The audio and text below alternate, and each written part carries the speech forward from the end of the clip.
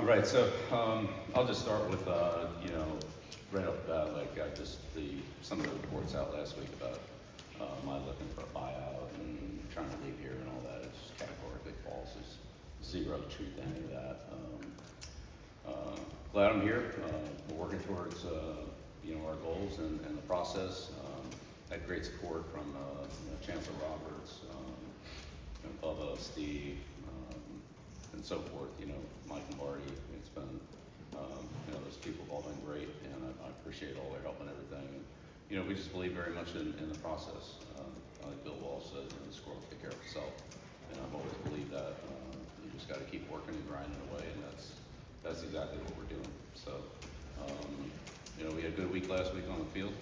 A lot of improvement individually, both physically and from a football fundamental standpoint, and by units, obviously, guys that work together, offensive line, DBs, punt team, and so forth. So we're a team of teams, and all those teams are all striving to be the very best that they can in the unit that they represent.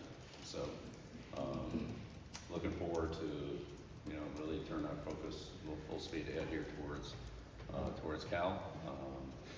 This is a program that has some similarities to us. I've certainly coached against and worked with Coach Rivera, Ron Rivera out there as a general manager. Coach Wilcox is a very good defensive coach. They do an excellent job, and they've had some impressive games this year. It's a good perform against BC.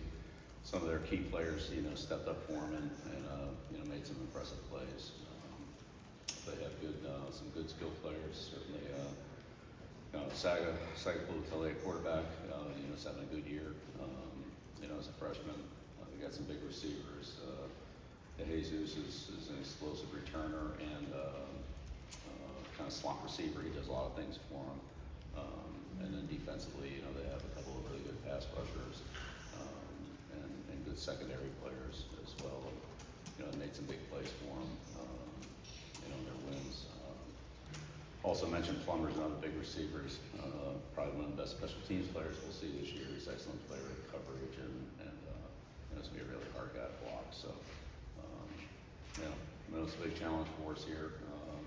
Going across the country to play a good football team and a team that I know is very well coached and they do a lot of things fundamentally well that that we have to be ready for. So. Excited to get back on the field yesterday, and again today here as we, like I said, dive all the way into these guys before we hit the road on Thursday to head out to the West Coast. Excited for the week and the challenge. We'll open it up here for the center coach. Andrew Jones, starting with 24/7. What was the reason behind the statement you put out last Wednesday, and was it your idea to put the statement out? Yeah, just for clarification, there was a lot of things that, some things that were reported that were just, factually totally inaccurate, and so I want to make sure we cleared those up. And it was your idea to put it out because Bubba also released a statement at the same time. Is it something that Yeah, it was a joint, yes. Second row left, coach. Hey, Bill Walter, WRL. Last week, myself, others around the country reported that there was divided locker room culture issues within the program. What do you have to say to the claims that people are making in this building and around this program? Yeah, I'm with all these people every day, coaches, players on the field. Our guys work hard, they have a great attitude, great energy, and we've shown a lot of improvement. We made a lot of improvement. I think that's exciting for all of us to see, certainly for the individual players to see it, in the units that they work with. So I don't know what kind of perspective some of those people have that are saying that, but I think anybody that's around it on a daily basis would see that. I'm sure the players all see the improvement they're making as this coaching staff. Respectfully, Bill, like last game was 28-3 after the first quarter. People clearing out after halftime. Statistically, UNC has gone from a perennial bowl contender to statistically one of the worst teams in college football right now. And people in this building are upset. Fans are upset. The people that brought you here stuck their necks out to bring you here. Can you acknowledge? You're telling me that you believe this process is working? Yeah, 100%. Yeah, absolutely. Yeah, it's a learning curve, we're all in it together, but we're making a lot of progress, and you know, the process will eventually produce the results that we want to produce, like they have everywhere else I've been, so I'm very confident in that. Players are working hard, they're getting better, and we're gonna continue to do that and improve. Do you expect any changes to be made among coaching staff or just in high growing program? Yeah, we're gonna do everything we can every day to continue to improve, that's what we do. Front row on the right here, Coach. No Weiss Coffin, Tar Heel 24/7. All things considered, how much, I guess, do you see this program? Is it in a rebuild, or I guess, what is your vision for the program right now? Is it a rebuild? It's, yeah, again, where we are right now is where we are, and we're working hard every day to, you know, to get better, and we're getting better. Obviously, there are other components to it in terms of recruiting and so forth that will all come into play later, but, you know, right now, our team is you know, committed to, you know, having its best week of practice, going out there and playing well against Cal. You know, we're 2-3, and, you know, we're trying to get back on track, and that's what we're working to do. Right next to him, Coach. Hey, Coach Grant Sasser, Tar Heels on the side. What measures are you taking to ensure the team remains united despite all the distractions going around the program? Yeah, well, again, what I see out there every day is guys ready to practice, practicing hard, preparing well, and getting better. You know, I think the team is, obviously, we're all a little frustrated in the results, but, you know, the only thing we can do is continue to work and improve, and that's what we're doing. Guys have a good attitude, and they're in here working every day, and as I said, we've made a ton of progress, both physically, you know, in our strength, speed, stamina, all those things, and in terms of our execution on the field. But, you know, obviously, got a slow start against Clemson, and, you know, it's not the way to win, but we'll hopefully play better and, you know, at the beginning of the game, stay competitive, and, you know, and start winning. And throughout the week, what have you seen from the players' reactions to everything, and how do you get them to kind of manage all that? Because I know college kids are different from professional athletes, and is there a change in the approach and how you deal with everything? Yeah, what I see is what I see. I'm just telling you what I see. Our team comes in, they work hard, they're well prepared, they go out there and practice hard, and they get better. So that's what we're gonna keep doing, that's all I can tell you. Center third row, Coach. David Hill, ESPN. Obviously, you've had market success at the NFL level and wanted to bring a lot of that experience to this program, but there is a much different landscape within college football than the NFL. Do you feel like you made some mistakes and just some assumptions maybe that you made early that you wish you could kind of go back and change now, or things that you'll do different as you move forward than when you first got here? Yeah, we evaluate everything we do on a regular basis, whether it be weekly or at the end of spring football or at the end of a recruiting cycle or whatever it is, mid-season here, you know, and so forth. So, yeah, we're always looking to improve, more self-analysis, and also analysis of the team and program, what we do better. But we're always looking to get better, like that'll never change. It's always been that way for me, so. Is there anything specific from your evaluations thus far that you say, like, all right, we probably didn't have that exactly how we wanted it? Honestly, I've never had a season or a week or a game where that wasn't the case. There are always things we can do better, and there's always things that we are trying to find a better way or a more efficient way to do it. So that will never change. Left second row, Brian. Yeah, Bill, Brian Worker with WRL. I know Michael's here, but the process of evaluating talent and bringing talent into the program, there's been a lot of stories about that process, especially at the beginning, before the spring portal. Do you get a sense that the way you guys are putting this team together needs to change as you move forward? And we've talked about bringing in 40 new players, but that transition from pro to college. Come back before the spring portal, going back to Yeah, December. you know, 70 new players. You know, there's been Yeah, look, when we got here, you know, we had 3 defensive linemen. I mean, you can't practice with 3 defensive linemen. We went out and signed a lot of players. We signed players who didn't have offers, or offers that they didn't want, but were still, that it kind of was called slid through the cracks in terms of their recruiting process. We signed players in the transfer portal that were available. We were late in the running on a lot of them. We were late on in relationships. We were late on it in contacts, and you know, we ran out of time. We did the best we could. I think Michael and his staff did a great job of upgrading the roster, and then it was upgraded again in the spring after spring ball. And I mean, our football team's a lot better than what it was at the end of spring ball. I can tell you that. So I think that, you know, in terms of the opportunities we had, that we have done, you know, some things, going after some different players or whatever. I'd say, you know, we got the ones that we got, and there were others that we were after that we didn't get. But you know, when you come in late on the recruiting end and on the portal end, you know, we had a better chance in the second portal than we did in the first portal. And I think the results of that speak for themselves. Those are some of our best that one area you think you'll change the way you do business moving forward? Well, I think we'll take advantage of every opportunity we have to improve the team, whether that's in the recruiting or whether it's in transfer, or most importantly, developing the players that are here. Like this is a developmental program, like every program is that I've ever been a part of. The idea is to get our players and get them better, get the best ones we can, and then the ones that are here, work hard, coach them, and let them improve. But in terms of bringing in new players, I would say based on what the roster was when we got here, I think we did the best that we could. Could it have done better?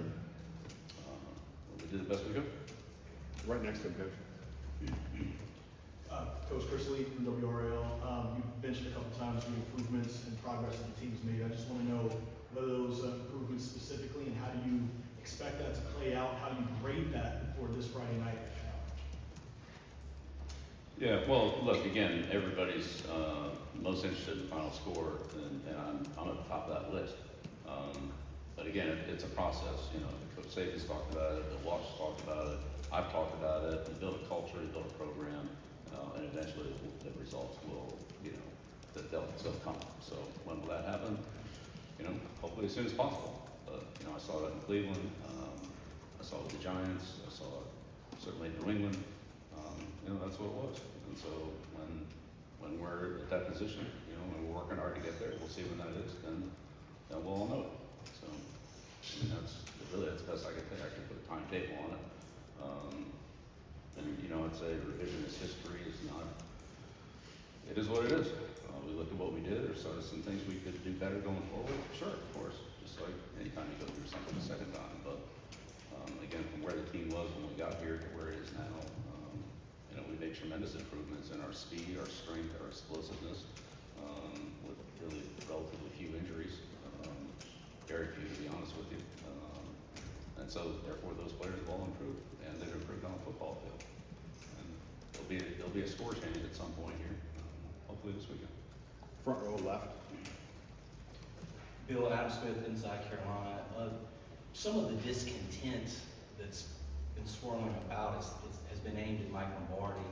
I'm wondering if, given that, have you all gone back and tried to revisit the way you're communicating with the players in this program, the recruits? To what extent have you all maybe sat down and talked about your communication with the players? We talk about it all the time, and we talk to the recruits all the time. Mike talks to the recruits and their families and their parents on a, I would say, weekly basis. We talk to the recruits every week.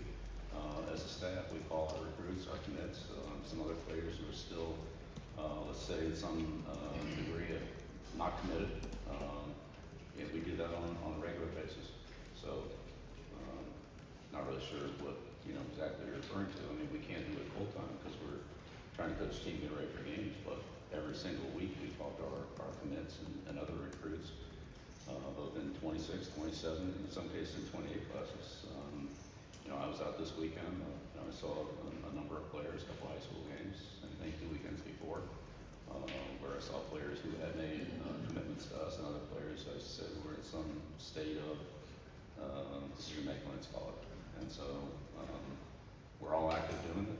Coaches are active, but as far as the phone calling and communication with our players and our recruits and their parents and their coaches,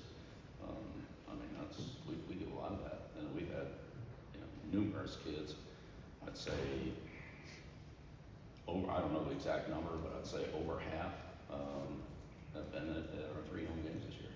So, and there's more coming, in our subsequent home games that are following here. So, those kids have already made commitments to be here, including, as I said, some players who are still undecided. So. Front row center, coach. Bill, Rob Ashley, Fayetteville Observer. As you try to get some positive traction with this group on the field in games, is there any particular experience or something with a former team that you've gone back to try to help these guys navigate where they are, try to get some momentum moving forward? Yeah, look, the biggest thing for our players is to continue doing what they're doing. They see the results, they see the improvement. They're buying in as they should because they've got a lot to show for it. We don't have to show for it on the scoreboard on the field yet, but again, that'll come. And I've been involved in a lot of programs. Again, the ones I've already mentioned, particularly the Giants, Cleveland, New England, where things started, where they ended up, were honestly where they should go and what you should expect. So it didn't always happen the first year. In fact, it didn't happen in any of the first years, but that doesn't mean that we're not going to continue to build and establish our culture and establish our work ethic and our commitment to improvement and commitment to winning. So that's what it is. That's what it's always going to be. Third row on the left, Coach. Doug Ray Larson, the athletic, about a week and a half ago, Michael sent a letter to a bunch of donors expressing patience, trust the process. What was sort of the intent behind that letter? What was the message you were hoping to convey to the people involved? Yeah, again, I think Michael's done a great job of keeping the the people close to the Carolina program up to date in what we're doing, what our process is, what our progress is. They've reached out to help, how they can help, and what the relationships are. How all that comes together. There are a number of things we have going on, and our alumni, and our donors, and our supporters have been very supportive. As have the people here internally, as I said, Bubba, Steve, Chancellor Roberts, so forth. Like whether it's been academics, facilities, recruiting, and so forth. I mean, it's we're all working together, we're all learning together, and our team is our team, and I like our team. I'm confident in our team. We've made a lot of progress. Right now, unfortunately, the scoreboard doesn't reflect that, but I'm very confident that it will. Right next to the coach. Shelby Swanson with the News Observer. Coach, what, if any, conversations have you had with any trustees, anybody really able to see outside of the athletic department about the current direction of the program? Yeah, again, I've had conversations with, again, people inside, and I would consider those people, part of our program because they're very supportive of it. But yeah, and all those conversations are really private. I'm going to share private conversations publicly. We respect that. Back row standing on the right. Phyllis Sarahon, CBS 17. After Caleb decided to retire last week, can you tell us about any conversations that you guys may have had where he ultimately decided to turn to that movement? I don't want to speak for him on that, so I won't. I think it was a decision that he had contemplated for a while, and he made the decision. After he made it, he and I talked, and we had a great conversation. Again, I've had this conversation with many athletes in my career, we talked about it and said, look, I appreciate everything that Caleb did for our program. He came in, he worked extremely hard. He dealt with some things in the past from an injury standpoint. He was basically healthy. I think he only missed 2 or 3 days the entire time he was here. He trained very hard. He thanked me for all the things that I did for him. I thanked him for the contributions and the work ethic and leadership he gave the team. And, for him it was time. And so I respect that. And so I wanted to make sure that I complimented him for what he did. He made his statement based on his experience at Carolina, not just this year, but his entire career. So that's how that came about. Second row on the left, Coach. Bill, can I ask you the status of three individuals associated with the program? First, the status of Coach Hawkins, where that investigation stands, where you might go. Yeah, that's being handled internally. It's being looked at and reviewed, and I really don't want to comment on it because I'm not reviewing it. Quarterback Gio Lopez was involved in a car accident before the season opener. I know he was taken to the hospital. Did that play any role in his health early here in the season, and what is his status moving forward? No, he didn't miss any practice time, and he was healthy to do everything that we asked him to do. And then Thaddeus Dixon suffered an injury that some have said could be a long-term injury in the last game against Clemson. Do you have any update on his status? He's been He won't be available this week. He'll be at least a couple more weeks. I'm not sure exactly how that's going to turn out. We'll just take it day by day or week by week here for a couple weeks and see. But that was certainly one of our best players. Trained very hard. Was one of our team captains. Gave a lot of leadership to the team. Is one of our most experienced and oldest players. Played a lot of football. Seen a lot of football. So it's a tough injury for him, especially kind of non-contact. When he landed, it kind of hit in a weird place, and so it's not like I would say normal injuries, but it's kind of different. And I've seen him and talked to him. He's a a great competitor. He's already bouncing back, and we'll see what happens. Third row on the right here, Coach. Bill, Brian O'Connor from Daily Story. 5 games in, is this where you expected things to be? Is this process kind of in your view going to take longer? Yeah, I never have expectations. My expectations are to have good days, string good days together, and go out and compete at our highest level. And so we're always striving for that. So I'm not going to make predictions or have expectations other than on a daily basis to achieve what we hope to achieve that day. And we always fall short of it. There's never perfection, but that's always your goal. And you try to come back the next day and move to a higher level. And that's what we've been doing since we arrived here. But that was the off-season training program, spring ball, training camp, and our daily practice out there. So we're going to continue to do that. Back row on the right. Michael Burch of ABC 11, two-part question. First, what communication have you had with recruits for the past week or so? With who? Recruits, commits. Right. I think I just answered that question. We talk to them on a weekly basis. I was at a couple games this weekend. We had other coaches out. We talk to our players regularly. Not only our recruits, but also, as I said, others who are let's call it undecided. Some who have committed to us, which is a high number. We're somewhere around in the 40 range. But there are others who still are considering us along with other schools and haven't made a determination or commitment. Can you walk us through the differences in terms of doing high school players versus those in transfer portal? Are you looking for different traits or looking for a basic system? What's kind of your Yeah, we really want to build our team through high school recruits, kids that come here and spend their whole career here.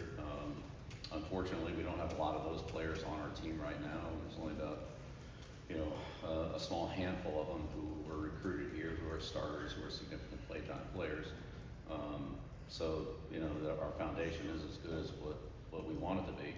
I think the transfer portal is similar to NFL free agency, where you have players that are available that can help you support an area that maybe you're a little where you feel like that position can help your team. And we don't want to bring in as many transfer players as we brought in, but honestly, we needed to. We had to.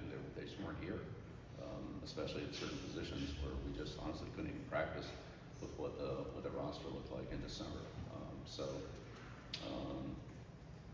again, going forward, I think the picture will look quite different than what it looked like this year. But like that being said, we'll always look for players and people that will help our program grow. So where they come from, whether it's from another school or from high school or again internally here, that just develop and become contributors. So we're in the business of developing players. That's what we've done. That's what we're going to continue to do.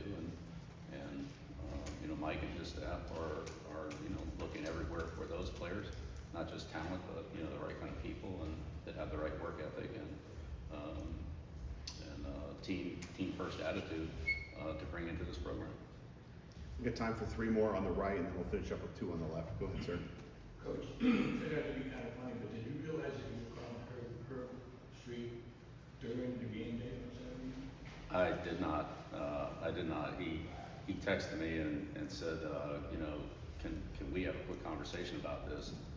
And I said, sure. And so I just dialed it, and of course he didn't answer. So yeah, but Kirk's great respect for him, and I've worked with him a number of times, and so no, I didn't realize he was on the air. Yeah, Last 2 on the left here. Third row. Go ahead. Hi, I'm Kristen Severance. I run the documentary unit at WRAL. I remember when you announced the TV docu-series, I was a lot excited about that. Who scrapped that project and why? It's still a work in progress, and we're working through a few logistics on it. So no real update at this time, but there will be something. There was something. Mm-hmm. And then last that one. doesn't compete with yours. Ours was not. The last one. Sean Gallagher, WRAL. A lot of the criticisms of the last week have come from anonymous sources, people who fear retaliation from your program for speaking out about their experiences. What do you say about these anonymous sources who are speaking out about their experiences with their program? And are you looking for a leak? Yeah, well, again, we're always looking to improve and upgrade anything that we're doing. So, again, I talk to people on a regular basis. our staff, our players, captains meetings, and other people involved with the program. If there's something we can do to improve it and upgrade it, then, you know, we're gonna consider it and, you know, act on it if we feel like it's positive stuff, so, always looking to do that. Do you have an issue with people speaking out, not naming that it is them speaking anonymously? Well, I mean, some of those, as I mentioned at the beginning here, some of those are not, just not credible, so, you know, I think it's up to you to decide which ones are and which ones aren't, but, you know, when those stories come down 2 days after they're posted, I mean, you have to decide how valid they are. That's your job. You mentioned the buyout talk not being credible, you thought it ridiculous earlier. Is there anything else off the top of your mind that you can refute? Yeah. Again, it is what it is. You know, you guys have your job to do, and, you know, I'm gonna do mine the best I can, so just leave it at that. Thanks, everybody. All right, appreciate it. Appreciate it. Thank you.